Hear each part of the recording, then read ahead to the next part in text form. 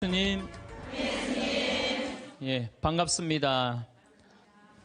오늘 여러분들하고 강의할 내용은 유혹과 행복이라는 주제로 강의를 하도록 하겠습니다.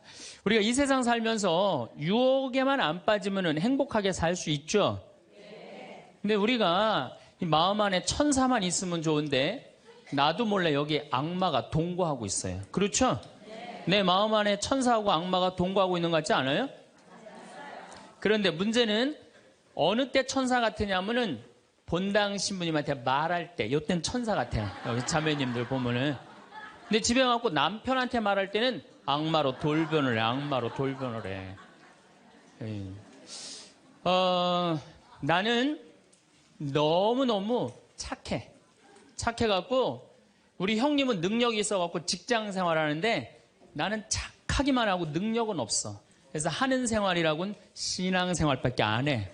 그런데 우리 시어머니가 형님한테 가서 살아야 되는데 능력 있는 큰형님은 못 모시고 착하기만 나만, 신앙생활하는 나만 내가 시어머니를 모셔. 근데 천사 같으니까 시어머니 모셔요. 내가 예수님 십자가 생각하고.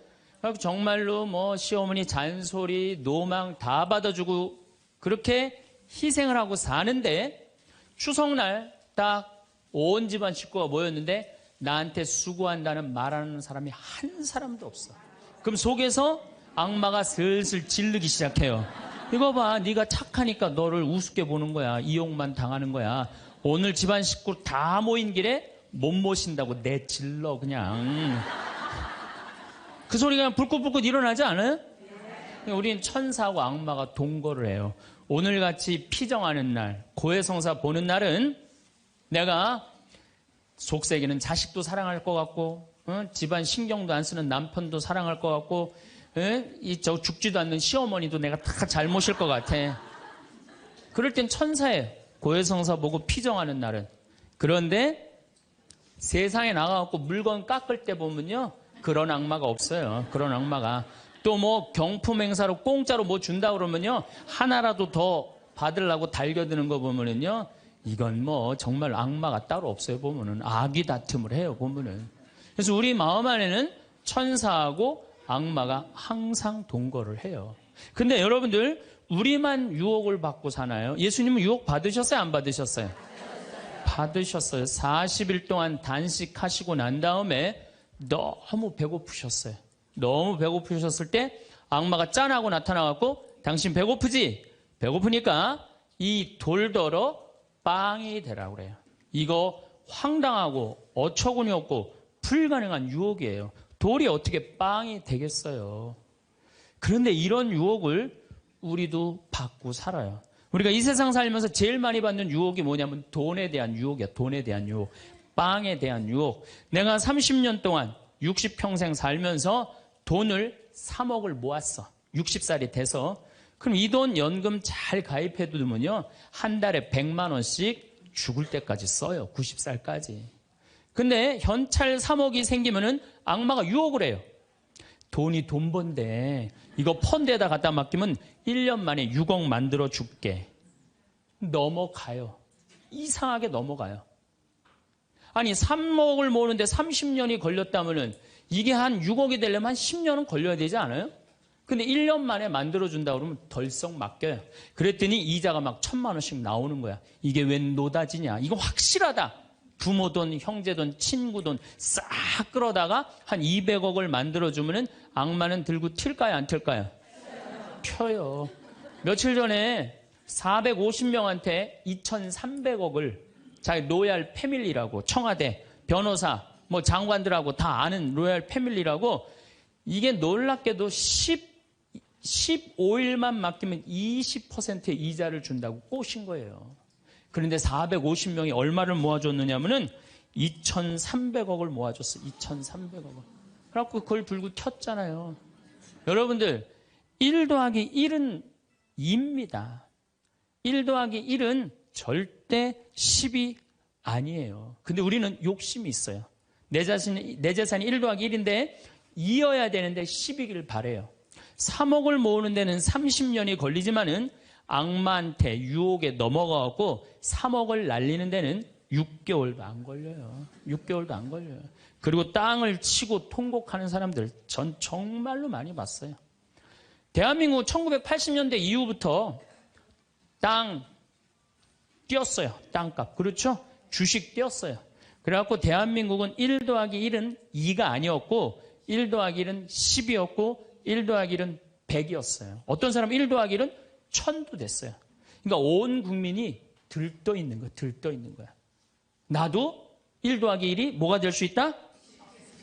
100도 될 수 있고 1000도 될 수 있다. 이런 생각을 해요.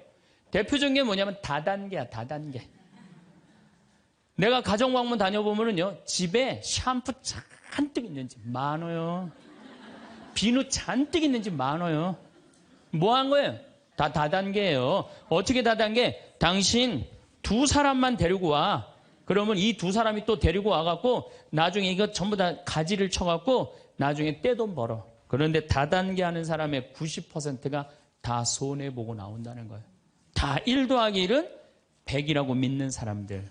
1 더하기 1은 10이라고 믿는 사람들이 이 유혹에 빠지는 거예요. 이 유혹에. 제가 10년 전에 능평이라는 성당에서 본당 신부를 했어요. 그런데 그 능평이라는 성당에 언덕을 넘어가면은 무슨 동네가 나오느냐면 천당역 분당이 나와요. 천당역 분당이 나와요. 얼마나 살기 좋으냐면은 거기는 전보산대가 하나도 없어요. 전부 다 지중매설이에요. 지중매설. 동네가 깨끗해요. 깨끗해. 그리고 도로는 한 20m, 30m 주도로는 조경을 하게 돼 있어요. 동네마다 율동공원, 중앙공원, 공원 있고. 그래서 정말로 살기 좋아요. 우리 동네 사람들은 그 언덕만 넘으면 전보산대가 얼마나 많은지, 전선줄이 얼마나 많이 엉겨 있는지, 그 분당에만 있으면 마음이 차분한데 우리 동네만 딱 들어서면은 동네가 미친 여자 머리 풀어쳐 놓은 것 같아요. 미친 여자 머리 풀어쳐 놓은 것 같아요. 마음이 산란해. 그러니까 우리 동네 사람들 꿈은 뭐냐면 천당역 분당으로 이사 가는 게 꿈이야. 그래갖고 5억짜리 아파트가 당첨이 됐어. 5억짜리 아파트가. 그런데 내가 가지고 있는 돈은 4억 5천밖에 안 돼. 이제 5천만 원만 있으면은 프리미엄이 붙어갖고 7억이 되는 거야. 7억이 되는 거니까 1 더하기 1은 10이 되는 순간이에요. 근데 이 5천만 원이 구할 길이 없네. 제일 만만한 건 누구냐면 늙은 부모님이야. 라고 찾아갖고 얘기를 해요. 어머니 아버지 내가 5천만 원만 있으면은 5억짜리 아파트 되면 내가 잘 모실 테니까 거기 있는 땅 좀 팔아갖고 나 5천만 원만 꿔달라고. 근데 이미 한국 천주교 할머니 할아버지들은 나한테 강의를 들었어. 절대 자식들한테 재산 주지 말라는 강의를 들었어. 안 죽으니까 절대 재산 주지 말라는 강의를. 난 돈 없다 딱 잡았대요. 그럼 느닷없이 부모가 미운 거예요. 느닷없이. 형제 친척한테 꿔달라고 그랬더니 형제 친척도 아무도 꿔주는 사람이 없는 거야. 다 미운 거예요. 예수님은 서로 사랑하라고 그랬는데 악마는 뭐라고 그래? 이거 봐. 너 세상 너 옆에 있는 사람 아무도 없어. 다 미워해. 이 유혹에 빠지는 거예요. 악마의 유혹에 빠지는 거예요. 근데 마음 하나만 바꾸면 얼마나 행복한지 몰라요. 우리 능평은 뭐 조금 전선줄 있다 하더라도 경치 좋고 공기 맑아요. 아주 좋아요. 그리고 분당에서 살려면은요, 거기에 수준 맞추려면요, 피곤해서 못 살아요. 근데 능평은 32평 아파트가 2억 5천이야. 2억 5천이니까, 이 2억 5천짜리 아파트 사고 얼마가 남아요? 2억이 남아요. 이거 갖고 맛있는 것도 사 먹고, 여행도 다니고, 어려운 사람도 도와주고, 얼마나 좋아요. 근데 우리 인간은 이걸 못해요. 내가 가만히 보면은요, 9개 가진 사람은 10개를 채우려고 이 하나만 더 모으면 10개가 돼. 9개 쓸 생각을 못하고 이거 10개 채운다고 하나 모으다가 죽는 사람들 많이 봤어요, 나. 99개 가진 사람은 100개 채우려고 어떻게? 이 하나를 더 모으려고 99개 쓰지도 못하고 죽는 사람들 많이 봤어요, 저는. 여러분들은 어떠세요? 재산이라는 게 뭔지 아세요? 여러분들 재산이라는 건요, 내가 쓴 것만 내 재산이에요. 내가 쓴 것만. 내가 안 쓴 건 내 재산 아니에요. 다시 말해서 내가 100억을 모으기 위해서 나 그지같이 70평생을 살았어. 이 사람은 거지로 산 거예요. 이 사람 거지로 산 거예요. 예. 그런데 내가 모은 거 갖고 정말로 알뜰하게 뭐 여행도 다니고 맛있는 것도 먹으러 다니고 뭐 즐겁게 살았어. 이 사람은 재산 제대로 쓴 사람이에요. 그 다음에 죽을 때 그래도 종교기관에 기부나 하고 이런다면은 다행인 사람이에요. 근데 그냥 재산 그냥 이 100억을 주체를 못하는 사람들, 그러다가 죽는 사람들, 루카복음 12장에요. 부자가요, 엄청난 풍년을 맞이해요. 이거 나눌 생각을 안 하고 자기를 위해서 창고를 크게 줘요. 그리고 영혼한테 얘기해. 너 이제 편안하게 살아라. 그러니까 하느님이 뭐라 그래요? 이 어리석은 자야. 오늘 밤이 네 영혼이 떠나는 날이다. 너한테는 그렇게 잘 쓰면서 하느님한테 인색한 자의 끝이 이렇다. 재물을 어디다 쌓아둬라? 하늘에 쌓아둬라. 제가 제일 열받을 때가 언제냐면은 97년, 98년 IMF 터졌을 때. 이때 막 우리 교우들 20억, 30억 막 날렸어요. 그래서 술이 그냥 떡이 돼갖고 와서 나한테 뭐라 그러냐면, 신부님, 이렇게 허무하게 날아갈 줄 알았으면 신축금이라도 많이 낼 걸 그랬다. 제일 열받을 때. 그럴 줄 알았으면 미리 해지. 왜 날리고 와서 나한테 그래. 열심히 산 사람들이 실패하고 울면은 동정이 가는데요.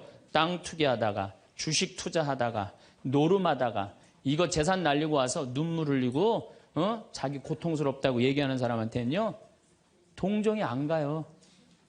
열심히 살다가 실패한 사람한테는 정말로 동정이 가는데, 주식 투자하다 돈 다 날리는 사람들 동정이 안 가요. 여러분들, 주식 투자를 하려면은요, 재산 우리 95% 투자자들이 다 실패해요. 왜 그런 줄 아세요? 1년 만에 샀다 팔았다 그래요.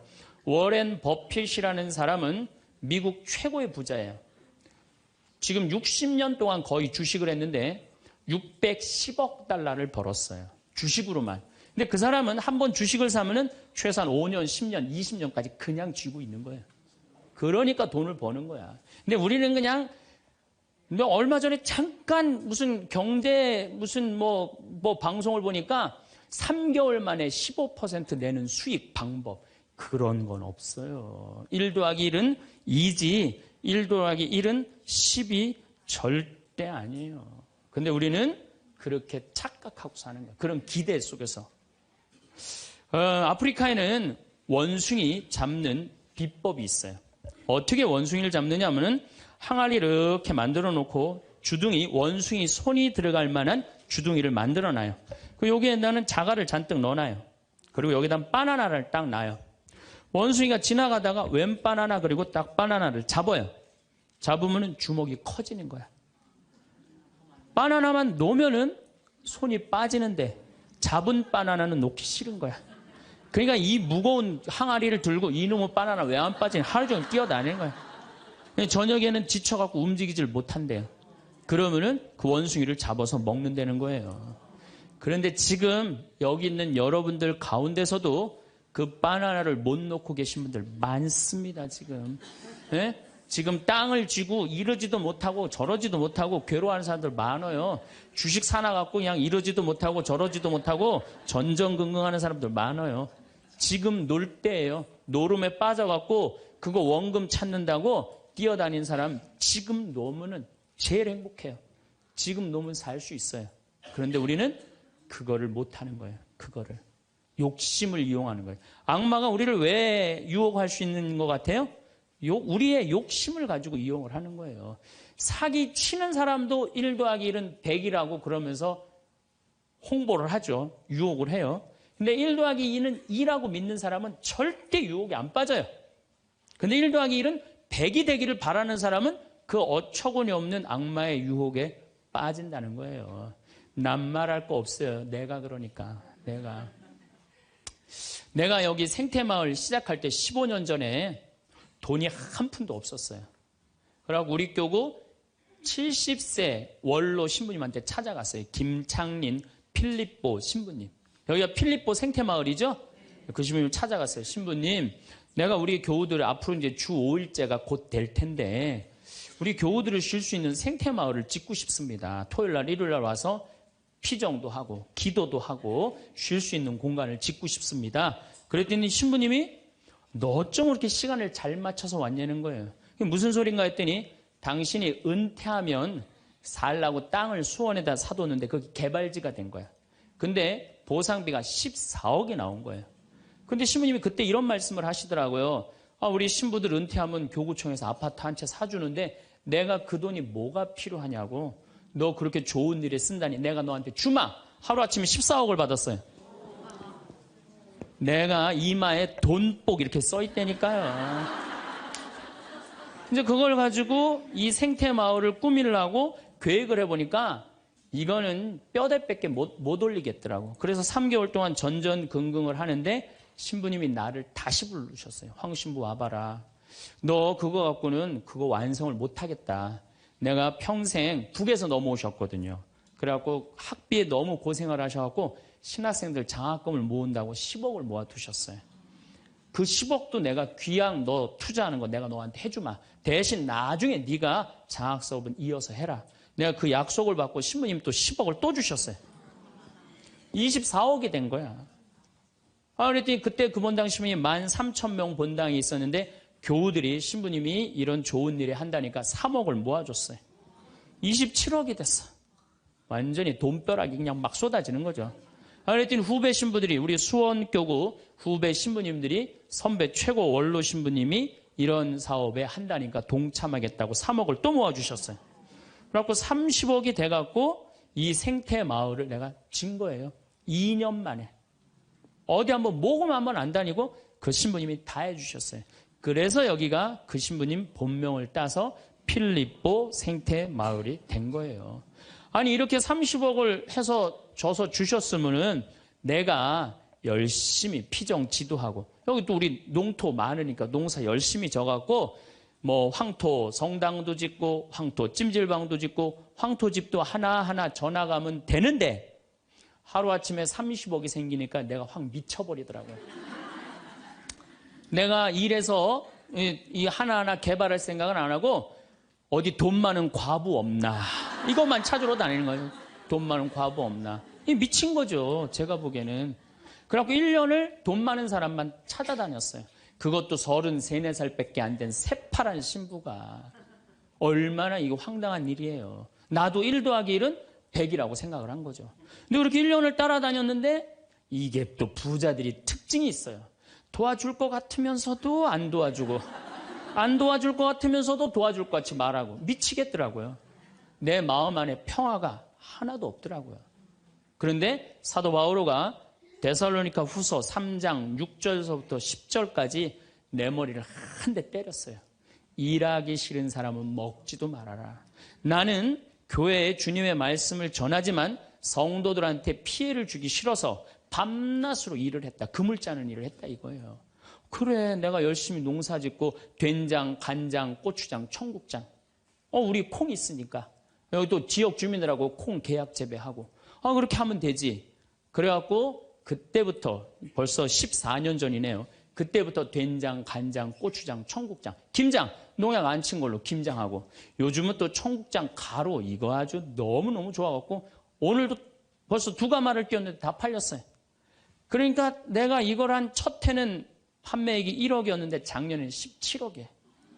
너무 즐거운 거예요, 사는 게.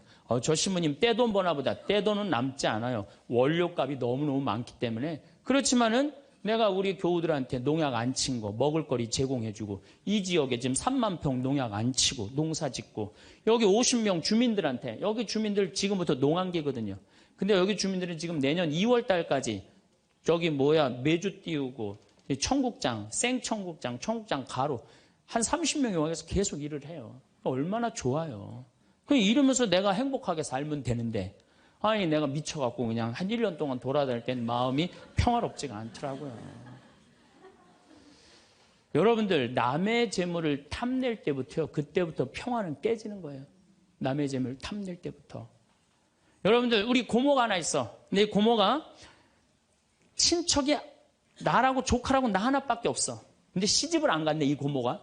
근데 그냥 돈을 많이 벌어갖고 천당역 분당에 아파트도 한 채 있고 빌딩도 하나 있고 통장에 돈도 많아.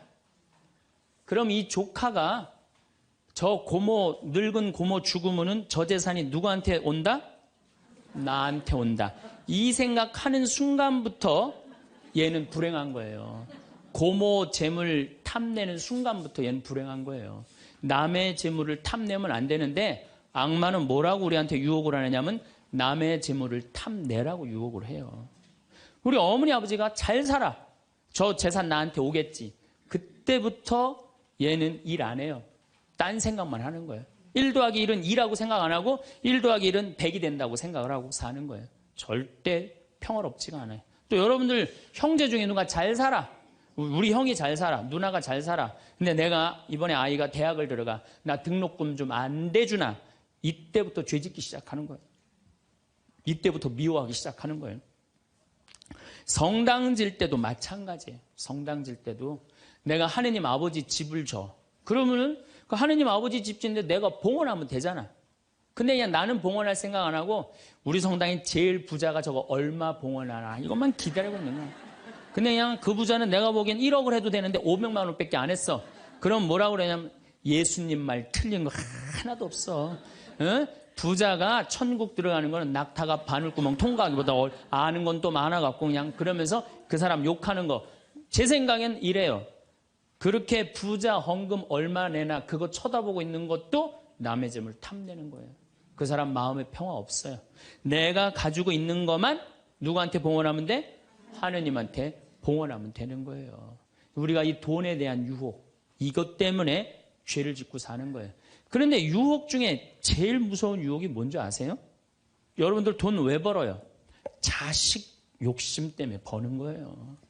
자식 때문에 여러분들 돈 버는 거예요. 자식 때문에. 아메리카의 인디안들은 자식이 태어나면 어디다 봉헌하냐면 별한테 봉헌한다고 그래요. 우리 아이 추억 많게 해달라고. 요즘 어제 그제 여기 별 정말 미치도록 많아요. 밤하늘에 별똥별이 2만 개가 떨어져. 2만 개. 지난번에 우리 수녀님들 한 20분 오셨을 때 내가 여기 마루 위에 강 위에다 마루를 깔아놨어요. 그 위에다 밤에 침낭을 하나씩 다 드려요. 그럼 누워갖고 별을 보는데 별똥별이 1시간 동안 10개가 떨어졌대. 10개가. 수녀님들이 너무 행복하다는 거예요. 이 별을 보고 행복한 추억을 가지고 살았으면 좋겠는데 우리나라 엄마들은 그런 생각 안 해요. 인디언들은 별 보면서 우리 아이 행복한 추억이 많았으면 좋겠다. 그리고 들판에 봉헌한대요. 우리 아이 건강하게 뛰어놀게 해달라고. 그 다음에 태양에 봉헌한대요. 우리 아이 아주 씩씩하고 건강하게 잘 자라게 해달라고. 근데 대한민국 엄마들은 애가 태어나면 어디다 봉헌하냐면 학원에 봉헌해. 학원에. 우리 아이 어디 들어가게 해달라고? 서울대학 들어가게 해달라고. 서울대학 들어가게 해달라고. 그래갖고 임신을 하면은 이거 굉장히 중요한 거예요. 임신을 하면은 하느님 나한테 생명을 주셔서 감사합니다. 이 아이가 하느님 이 세상에 태어나서 행복하게 살았으면 좋겠습니다. 이렇게 생각하는 엄마가 하나도 없다는 거예요. 임신을 딱 하는 순간 무슨 생각을 하냐면 내 뱃속에 서울대학 C가 들어왔다고 생각을 하는 C가. 그래갖고 막 임신 1달, 2달, 막 10달이 되면 배가 이만해져요. 그러면 C가 이만해진 거야. C가 이만해진 것만큼 꿈도 이만해진 거야. 하고 아침에 인사를 해도 한국말로도 안 해. 영어로 하는 거야. How are you today, my baby? Good morning. 막 영어로 하는 거야. 마음 급한 엄마들이. 네. 그래갖고 애가 엄마의 태를 열고 세상에 나왔어. 세상이 얼마나 예뻐요. 하늘도 예쁘고 별도 예쁘고 달도 예쁘고 단풍도 예쁘고. 근데 그냥 이 아이가 그냥 그 창문을 통해서 세상을 보려고 했더니 마음 급한 엄마는 너 그거 볼 시간이 어디 있어. 온 집안을 도배를 다 해놔요. 아니 집안만 도배해 놓으면 되지 창문에다가도 도배를 해놔요. 한쪽에는 그냥 가나다라 마바 차타 갖다 붙여놓고 반대쪽에는 ABCD. 누워서 모빌이 돌아가는데 막 기억 리은 디귿 리을이 막 돌아가는. 태어났는데 이 세상에 태어났더니만 어디에 가려? 글자에 가려갖고 세상 구경을 못하는 거예요. 그래갖고 애가 1살, 2살쯤 돼갖고 엄마, 아빠 이렇게 말을 하기 시작해요. 그러면은요 엄마들은 흥분하는 거예요. 드디어 우리 집에 천재 태어났다. 그래갖고 온 동네 다니면서 우리 애가 천재라고 막 자랑을 해요. 그 우유를 먹여도 무슨 우유만 먹이냐면 아인슈타인 우유만 먹이는 거야. 아인슈타인 우유만. 네, 네. 천재니까 아인슈타인 우유만 먹어요. 엄마, 아빠 그러면은 드디어 됐어. 너 다음 단계로 넘어가자. 1 더하기 1은 뭐냐? 이게 넘어가는 거야. 수학으로 넘어가는 거야. 이렇게 글자하고 숫자에 갇혀 사는 애는요, 영혼이 망가진대요. 1살서부터 5살 때까지는요, 엄마라고 애가 한 번 말하는데 10,000번을 연습을 해야 된대요. 아빠라고 말하는 데는 20,000번을 연습을 해야 된다고 그래요. 애가 엄마, 아빠 그러면은 엄마, 아빠들은 고마워해줘야 돼. 너무 고맙다. 엄마라고 불러줘서 손가락 깨물고 배에다 바람 넣어주고 발가락 그냥 뽀뽀해줘가면서 아빠는 목마 태워주고 비행기 태워주고 막 축제같이. 그러면은 이렇게 부모님이 엄마, 아빠가 끌어안아주고 뽀뽀해주고 스킨십을 해주는 애들은 이런 생각을 한대요. 이거 봐라. 세상은 한번 살아볼 만한 데네. 저렇게 엄마라고 말 한마디 했는데 저렇게 좋아하고 감격을 하네. 그런데 1살서부터 5살 때까지 엄마, 아빠 그랬더니 다음 단계 1 더하기 1은 뭐야? 이거 넘어가는 애들은요. 나중에 커서 컴퓨터 중독, 알코올 중독, 그 다음에 사춘기 때 무표정, 무반응, 무감동. 여러분들 자녀들 중에 사춘기 갖고 엄마 막 이렇게 쳐다보고 있는 애들 봐요, 안 봐요? 걔네들은 사춘기라 그런 게 아니야. 언제 망가뜨려 놓은 거냐면 1살서부터 5살 때까지 망가뜨려 놓은 거예요. 영혼을 망가뜨려 놓은 거예요. 프레벨이나 썸머힐이나 삐아제나 몬테소리 같은 유아 교육학자들이 말을 하기를 1살서부터 5살 때까지는 숫자나 언어를 인지하는 좌뇌가 발달하지 않는다고 그래요. 6살 때부터 좌뇌가 발달한다고 그래요. 근데 우리나라의 95%의 엄마들이 영세 교육을 해요. 태어나자마자부터 교육을 해요. 교육비 얼마? 350만 원짜리 교육비를 들여서 전부 다 350만 원 애한테 그냥 영세 교육을 시키는 거예요. 우리나라 청소년의 95%는 이미 1살서부터 5살 때까지 영혼이 망가져 버린 거예요. 그래갖고 그냥 5살 때 돼갖고 그냥 텔레비에 나오는 글자 모르는 글자가 없어. 5년 동안 공부했으니 애가 모를 리가 있어요. 모르는 글자가 없어. 그냥 쫙쫙 읽어대. 그러면 나한테 데리고 와요. 신부님 우리 애가 천재인가 보라고. 왜요? 텔레비에 나오는 글자 모르는 글자가 없어요. 안수기도 해달라는 거. 그럼 내 걔 머리에 손 얹고 뭐라고 기도하느냐면 이제 네 인생은 쫑났다. 내가 이렇게 기도한다니까. 걔 인생은 쫑난 거예요. 걔 인생은. 근데 이 사실을 아무도 몰라요. 아무도. 그래갖고 천재인 줄 알고 초등학교에 넣어놨더니 40명 중에 20등 해갖고 오는 거야. 받아쓰기 100점 중에 50점 받아오고. 그러면은 여러분들 자녀들이 5살 때 여러분들이 뭐라고 얘기를 하냐면 우리 아들 대통령 될 거라고, 우리 아들 의사 될 거라고, 변호사 될 거라고, 판검사 될 거라고. 그게 여러분들 행복한 외침이라고 생각하세요? 그게 여러분들을 불행하게 만드는 거예요. 그냥 내 아이가 생긴 대로 네가 하고 싶은 거 나중에 해라. 이런 사람은요 실망하지 않아요. 근데 막 5살 때 꿈에 부풀어 있는 거야. 대통령 될 거다, 판검사, 뭐 변호사 될 거다. 그랬는데 그냥 초등학교 딱 들어갔는데 40명 중에 20등 딱 해갖고 오고 100점 중에 50점 받아오면 이때부터 실망하기 시작하는 거야. 근데 문제는 얘는 이걸 받고 괴로워하지 않아요. 되게 공부 못하는 애들이요 성격이 느긋한 애들이 공부를 못해요. 내일 시험인데도 아무 근심 걱정 없이 막 놀이터에서 막 노는 애들, 걔네들이 공부 못하는 거거든요. 그냥 자기는 괴롭지도 않고 놀이터에서 놀면은 엄마는 그런 애를 보면 눈에서 광선이 나가는 거야. 광선이. 분노의 광선이 나가는 거야. 저놈의 새끼 저거 받고 저렇게 논다고. 아무리 때려도 말을 안 들어. 그냥 계속 40명 중 20등 해갖고 오는 거야. 그러면 엄마는 슬프지만 괴롭지만 힘든 결정을 다시 한번 해요. 우유를 아인슈타인 우유에서 서울 우유로 바꿔요. 서울 우유로.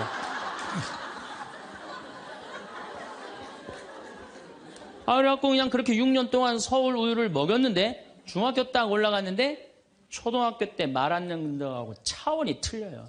중학교 때 컴퓨터 게임에 빠지면은요 미쳐요. 엄마하고 밥 먹으러 나가도 그냥 핸드폰으로라도 해요. 애들이. 그냥 그거 보고 있으면 속에서 불 나요? 안 나요? 속에서 불이 나죠. 근데 걔는요 그렇게 될 수밖에 없는 성장 과정이 있는 거예요. 그래갖고 막 학원을 막 땡땡이를 까는 거야. 초등학교 때는 때리면 울면서 갔는데 중학교 때는 간다고 가요 일단. 그러고 난 다음에 지가 알아서 컴퓨터 게임방에서 게임하고 놀고 밤 10시에 학원 다녀왔다고 거짓말 하는 거야. 그러니 안 그래도 꼴배기 싫은데 그냥 불이 나는 거야. 이미 학원에서 전화 받은 내가 안 왔다고. 그럼 이놈의 새끼 어디서 거짓말 하느냐고 때리려고 그러는데 이게 너무 커갖고 손이 닿아요, 안 닿아요? 안 닿아요. 이놈의 새끼, 애는요, 엄마가 때리려고 그러면 힘도 안 들여. 왜 이러냐고, 고개만 젖히면 그냥 막 날아가는 거야. 고개만 젖히면. 손이 닿지도 않아. 그러면 또 멱살을 끌어내려갖고 그냥 이놈의 새끼 어디서 엄마 때리는데 피하느냐고 그러면은 그때서 아이가 엄마 손을 딱 잡고 흰 눈동자 95%, 까만 눈동자 5%, 엄마보다 눈을 더 뒤집어 확 뒤집어. 왜 이러냐고, 나 좀 제발 놔두라, 나 공부하는 거 지겹다고 엄마를 확 밀쳐내요. 그럼 엄마는 그냥 마룻바닥에 확 널브러지면서 마룻바닥을 움켜쥐고 너무 슬프지만은 힘든 결정을 다시 한번 해요. 우유를 서울에서 연세우유로 바꿔요. 연세우유로.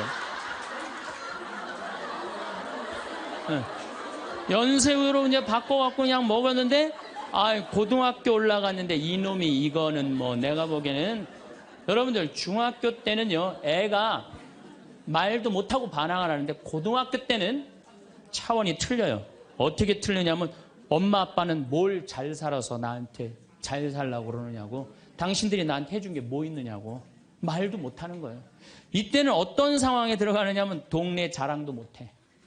친척한테 아무 자랑도 못해. 조금만 있으면 이제 대학 금방 탈로가 나게 생겼는데, 뭐 5살 6살 땐 대통령이다 천재다 뭐 생 난리를 하고 돌아다녔는데, 고등학교 땐 완전히 소가리를 하는 거예요. 완전히 소가리를 하는 거예요. 그리고 말도 못하는 게 한마디 하면 아들이 그냥 주먹으로 그냥 문치면 문이 뻥뻥 뚫리니까 무서워서 말도 못하는 거예요.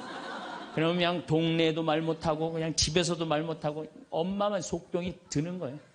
너무 슬프지만은 아무도 모르게 힘든 결정을 다시 한번 해요. 우유를 연세우유에서 건국우유로 바꿔요.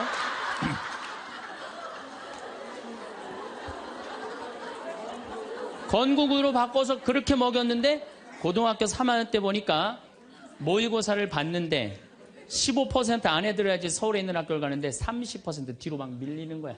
내가 재미난 경험이 있었어요. 내가 아주대학 환경공학과 대학원을 다닐 때 그 옆에 창현고등학교, 유신고등학교가 있었어요. 근데 걔네들이 1학년 딱 들어와서는 우리 학교를 보고 그랬대요. 내가 아주대학 가면은 내 대학을 안 간다 그랬대요. 1학년 되면은.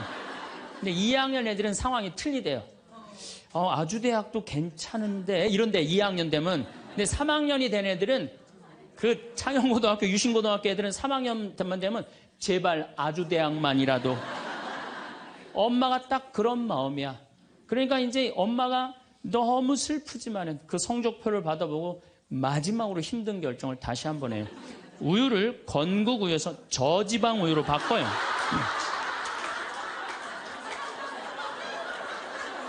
저지방 우유로 바뀌는 거예요. 그래갖고 그냥 제발 지방대학은 가지 말라고.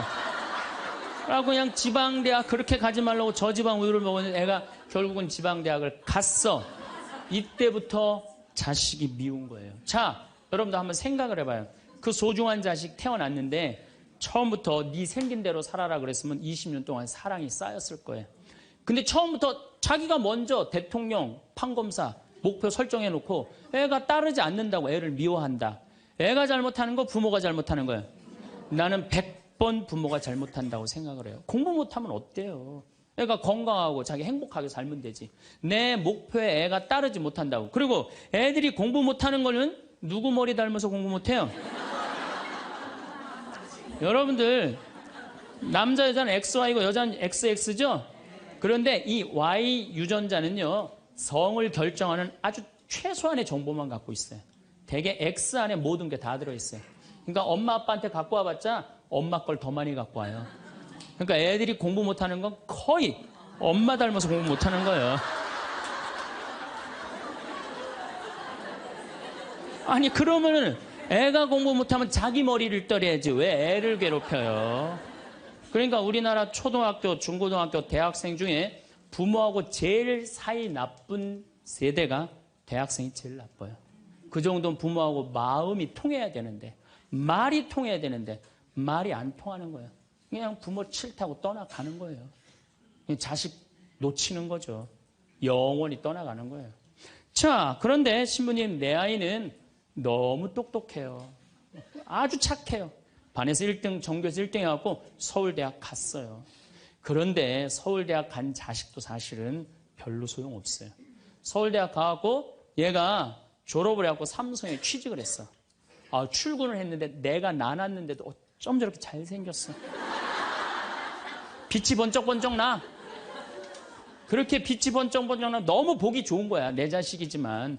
그런 자식일수록요, 잘하는데 아무런 도움도 주지 않은 나보다 훨씬 예쁘고 훨씬 젊은 여우 같은 며느리가 나타나서 낚아채 가는 거예요.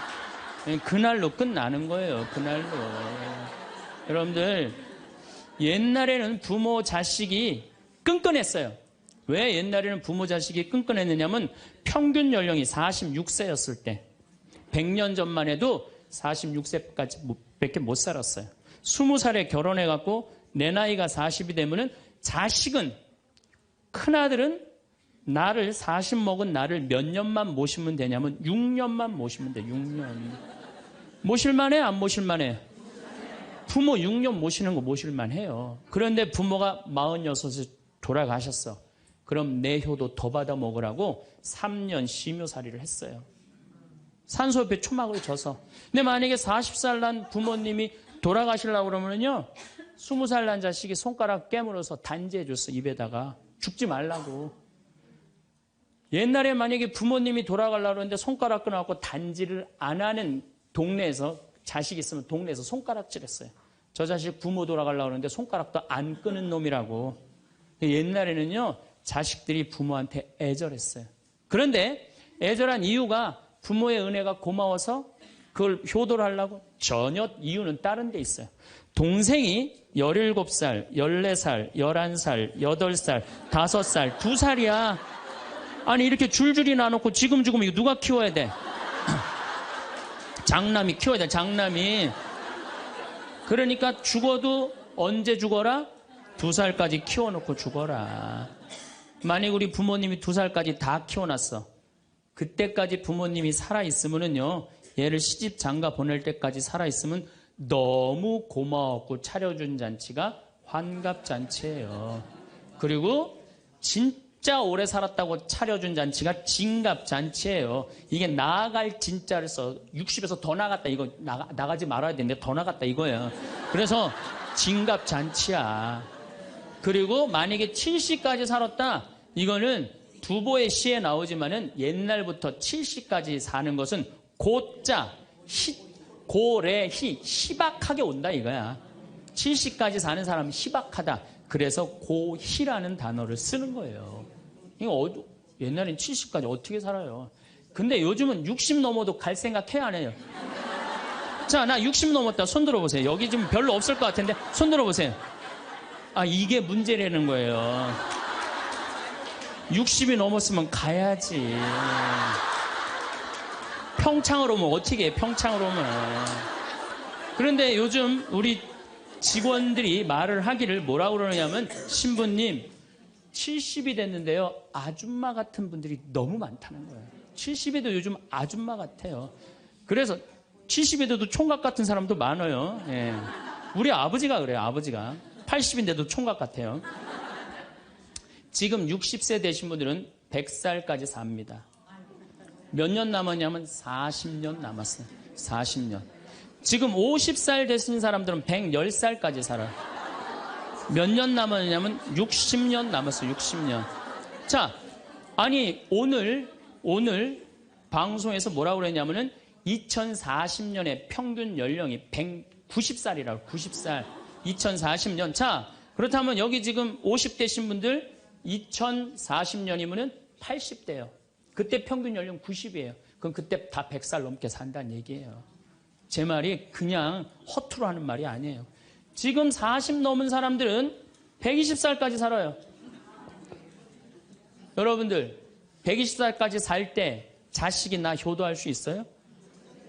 노 갈등이 생기는 거예요. 노 갈등. 늙은 자식과 늙은 부모의 갈등이 생기는 거예요. 제가 대전에 가서 강의를 했어요. 강의를 했는데 노인대학에 가서 강의를 했어요. 그랬더니 할아버지 한 분이 오셔서, 머리가 하얀 할아버지야. 신부님, 제가 75인데요. 나 엄마 때문에 힘들어서 죽겠다는 거예요.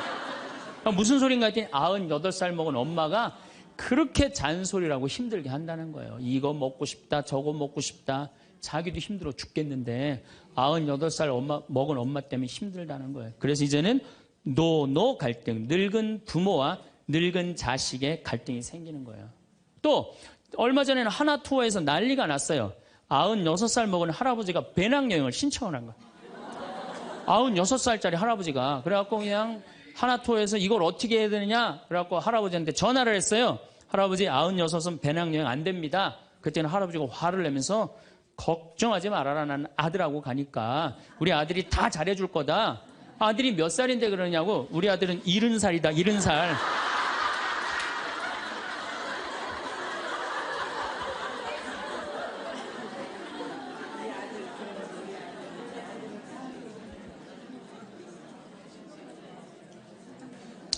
여러분들, 우리나라가 지금 100살 이상이 몇 명이냐면은 1700명이에요. 100살 이상. 얼마 전에 텔레비전에 102살 먹은 할머니, 83살인가 먹은 며느리, 또 50 몇 살 먹은 3대가 살죠? 이제는 그런 일이 다반사로 생긴다는 거예요. 다반사로. 지금 70살 넘은 우리나라 인구가 240만 명이에요. 70살 이상이. 60세 이상이 65세 이상이 540만 명, 540만 명. 초등학교 애들이 310만 명이에요. 그러니까 요즘 길에 나가보면요. 우리 어렸을 땐 길에 애들이 바글바글 했어요. 구슬치기, 딱지치기 그냥. 할머니는 이런 할머니 하나 이렇게 구경하고 있었어요. 근데 요즘에 길에 나가보면 애들은 하나도 안 보여요. 애들은 낳지도 않고 학원에 가고. 길에 나가면 누구만 바글바글 하냐면 할머니, 할아버지들만 바글바글하고 돌아가요. 21세기는 그래서 노인의 시대라는 거예요. 여러분들은 그런데 더 심각한 건 지금 70, 80 되신 분들은 그나마 이제까지 살아왔어. 이제 10년, 20년만 하면 견뎌요. 여러분들은 앞으로 50년, 60년 남아있어요. 그 인생에 대한 설계가 준비되어 있습니까? 안 돼 있습니까? 안 돼 있어요. 자, 여러분들, 나는 그래도 늙어서 자식하고 삽니다. 난 너무너무 행복합니다. 그런 할머니는 정말로 정신없는 할머니예요. 나이 먹으면 눈두덩 쳐져요, 안 쳐져요? 눈가 쳐져요, 안 쳐져요? 볼 쳐지고 입술 쳐져요. 그럼 자식하고 사는 할머니, 나는 저녁 먹고 화도 안 났어. 화도 안 나고 그냥 텔레비를 보고 있는데 어떻게 하고 보고 있느냐면 이러고 보고 있는 거예요. 이러고. 아들이 지나가다가 뭐가 화가 나는 일이 있어서 저러나. 제가 요즘 초등학교 강의를 많이 나가요. 초등학교 자모들. 예뻐요. 예뻐요. 정말로 예뻐요. 그리고 그냥 그 자모들이 이렇게 화장을 하고 오는데 웃으면은요 눈꼬리 쫙 올라가. 입꼬리. 그러니까 그냥 화장들 어떻게 연필로 막 위로 그리고 오잖아요. 이렇게. 위로 그리고. 그런데 우리 할머니들은 아무리 그려도 결국은 떨어져요. 결국은 떨어져요. 문제는 아들은 괜찮아요. 며느리가 무슨 죄가 있어요? 며느리가 이제 저녁 차려놓고 시어머니 식사하시라고 문을 딱 두들겼어. 방문을 딱 열었는데 또 이 시어머니 전기세 아낀다고 불은 꺼놓고 깜깜한 방에서 텔레비만 보고 있는 거야. 텔레비만. 그래갖고 그냥 밥 먹으라고 그랬는데 머리 하얀. 밥 먹으라고 그냥 문을 열 때마다 그냥 심장이 떡떡 떨어지는 거예요. 심장이 떡떡 떨어지는 거예요.